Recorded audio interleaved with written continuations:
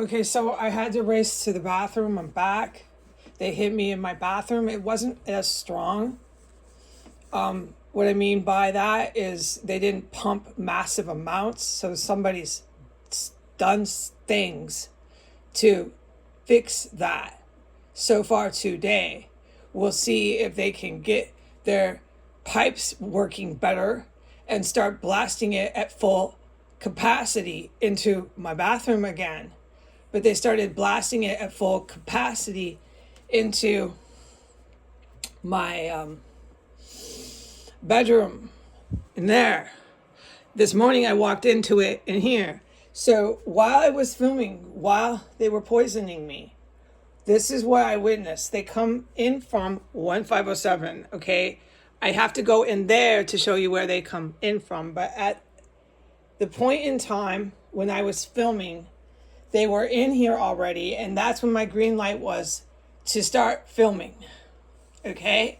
They had been in here for a couple minutes under the floors, through the wall, through the house next door where you see the Iranian hooker. This is why I'm so pissed, okay? Because she's a cannibal. I know, I've witnessed him and her do that. Those two over there, the male and the female. There's two white men. They both look alike. We'll talk about that later. But the main one, the heroes know who I'm talking about. They cannibalize. So that female who thinks she's a fashion model and famous literally cannibalizes, okay?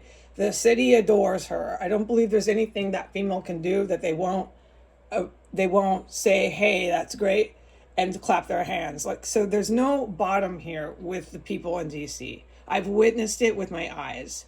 You can cannibalize, you can do anything. It's just fine with them. They love you. The one they hate is me, and there's no question about it. They fucking despise me. In fact, it's dangerous for me. If I don't get out of their way on the sidewalk, so on and so forth, they will militantly push me over and shit. They think they have the right. They think they have the right to just call their cops on me.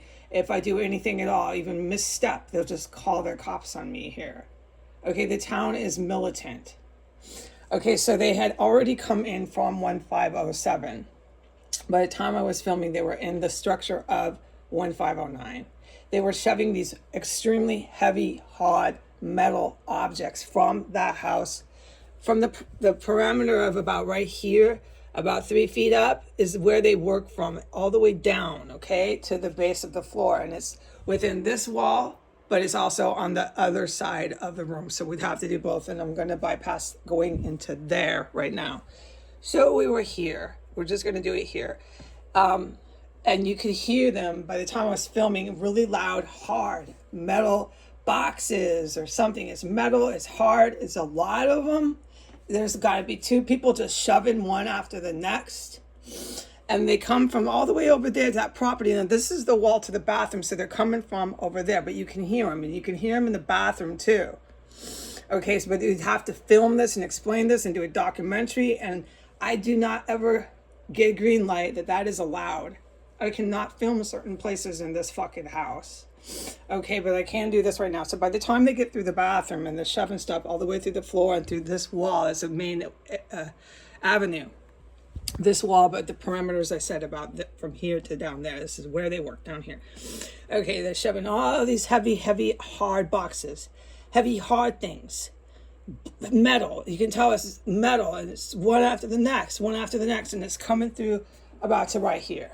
It always stops about right here.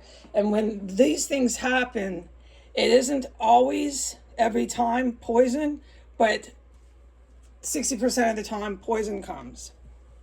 And my rooms will fill up, but it's not exactly the sole and primary function of what I'm telling you I witness.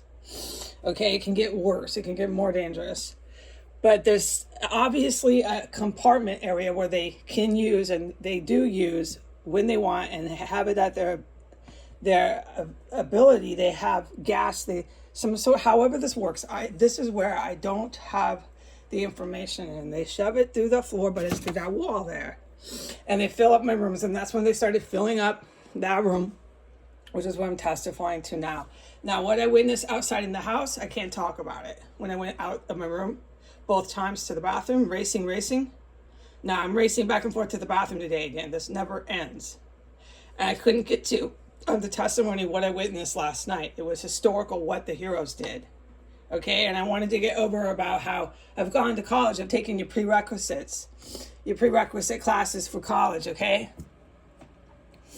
to get a degree. So I have a basic general knowledge of history, and so I know what I'm witnessing when I witness history here. And they'll tell me in DC that this female and this white man, there's two white men that come in and go. They look like each other, but they're not. Okay, I've stood right by both. They'll tell these cannibals they're cannibals over there. They do everything over there. The gases, the manufactured chemical stenches, everything that's being shoved into my staircase comes from over there. The dissolving, the organ harvesting, it's really serious. So anything these three do, is three of them, that they do over there, the town just claps their hands and keeps applauding. All right, I'm the fucking bad guy here. Oh, trust me. So me and I guess my good guys, but they hate us here. My good guys were doing historical stuff last night, and I can't talk about any of it. And I know that, so I won't, all right? But what I wanted to report, I got interrupted. I couldn't because they chased me out of there with their heavy equipment. They're shoving under the floor. They did this morning for a good 10 minutes, just shoving. And I said out loud before I filmed, I said, my God, they're setting up a construction site underneath my floor. They don't care. And then it was about a minute after that, guidance was film right now, report it. I didn't know I'd be poisoned, so that was captured. And then it was come back in here, but don't talk about what you witness out there. So like the 2 times I've left the room, I can't talk about it, what I'm witnessing in the house. Sorry, but I can talk about the poisoning, and I'm gonna go back in here. No, let me just not. I don't know why I thought that. Let me not do that. Let me finish saying we're up to minute 7. What I witnessed last night after the homosexual white extremist terrorist, violent extremist terrorist. He's very violent. He does more than just illegal animal lab. The animal lab I cannot talk about. I can't talk about a lot of things if I say it one day. I can't say it the following day, but it has to do with what I witnessed after they came in. After the other one within minutes came out of her yard. It was she rents, it's fake, okay? You'll see her coming out of the basement. You'll see the 2 white men coming out of floor 1. Okay, so that's the fake game they play.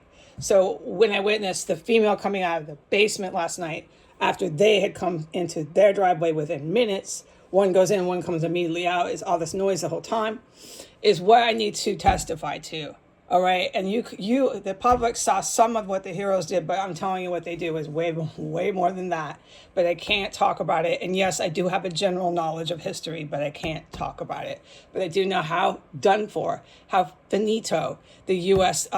Government and the U.S. population are to tell these military cats that they don't exist, because that's what they're doing. They're telling the good military that they don't fucking exist. And the shit that goes on here is a little hard to keep insisting that they don't exist. All right. Last night I was holding Talia in my lap. It was, I can't say how long. It was after these creeps had gone into their terrorist cell. These 2 homosexual psychos. They're like Jeffrey Dahmer. Google Jeffrey Dahmer. Enough said, okay? That's what's living next door. That's what's in this compound. Only that they are gay. So was Jeffrey Dahmer. All right. So after that, I can't say how long. I can't give times and any more information. There was a dead body that was being chopped up underneath that chair. It was one of these stronger times. There's like a top 5 where they chopped away at a corpse underneath my chair, underneath the floor, is right there. And I said out loud, oh my God, I was shocked, I was freaked. I was holding Talia in my chair, and I was fucking scared. They were that close to me, underneath me, but I know they are. I've been through it tons of times before, but there's only been a top 5 where they just filled my room with that corpse they were chopping away at. And then I said, oh my God, they're being so quiet. And I asked Archangel, I said, can I talk out loud? He said, yeah, because he'll guide my every move in here. And no one's wondering that. I've said that my Archangel, St. Michael, guides my every move. Dude, no one blames me. They're chopping bodies up right underneath my chair. There's an area, I have explained it, we'll talk about it later. You hear all the shit they do. Last night, whoever was doing that, you didn't hear them, but you smelled it. They were chopping just into pieces. I am not allowed to say what I smelled. I am not allowed to say, reference it to anything I've ever witnessed on document here.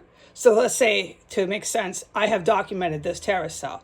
I can't say right now if it compares. I can't reference it to anything to get it. I can't talk about it, what it smelled like, anything, but it was unequivocally, oh yeah, this one, whoa yeah, without any doubt, a dead body out of nowhere, underneath the floors, underneath my fucking chair, right there. And so my green light from Jesus, Archangel, was, yeah, go ahead and talk, not really loud. You're okay. You don't have to sit here, be silent, and breathe through your mouth in complete terror. But I was freaked because they had to have been chopping the body up, I guess. Who knows? The heroes know that. Maybe they had moved it out and I was smelling it at that point. I don't fucking know. It is so terrifying to go to that. You're sitting in your chair.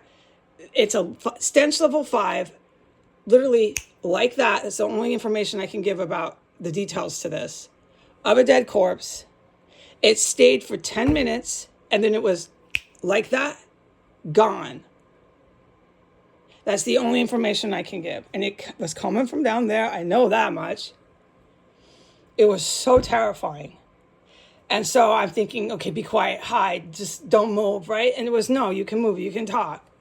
You can talk to Talia, but don't walk. Don't come in here to this room and put Talia away and start protecting everybody. Just sit the fuck in the chair, sit the fuck still. So to a certain respect, I had to sit still. I couldn't walk around. And so I witnessed the entire thing, okay? Oh, God. But I can't describe on the public how bad it was, except that it was a stench level 5. It's the best and the strongest dead body you can get. It was one of the top 5 that ever happened when I was sitting or even in that room. It was really fucking scary. Okay, and that's, I guess, a good enough synopsis. And this rodeo construction site, it was so fucking loud during the poisoning. It stopped too. It is not being captured on film right now. And if it comes back for the public, I cannot film this.